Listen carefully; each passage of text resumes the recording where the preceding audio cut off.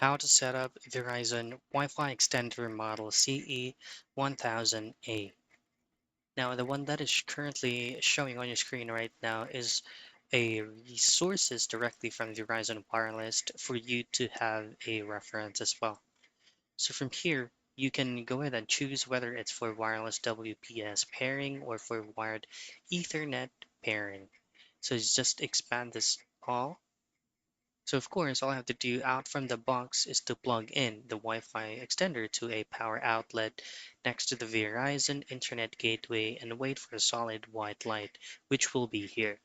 So once you attach it into the outlet, you just need to wait for maybe 30 to 40 seconds until the white light will come up.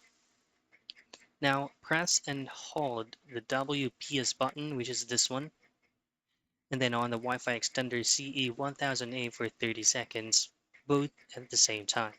Then pair button on the Verizon Internet Gateway within 2 minutes so that you can have it paired immediately on any of your devices. So both devices blink blue while pairing, and if there is an error during the pairing process, the status LED slowly flashes red for 2 minutes after the error occurs, which actually do a reset if the specific Wi-Fi extender do not detect any available Wi-Fi internet to be paired, so it will be resetted after 2 minutes.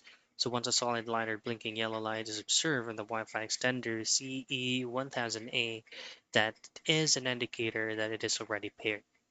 So for troubleshooting steps, if the pairing is not working, just simply unplug it directly from the power outlet and then plug it back in after 3 to 5 minutes and then do the whole thing again. And that is how you set up Verizon Wi-Fi extender CE1000A.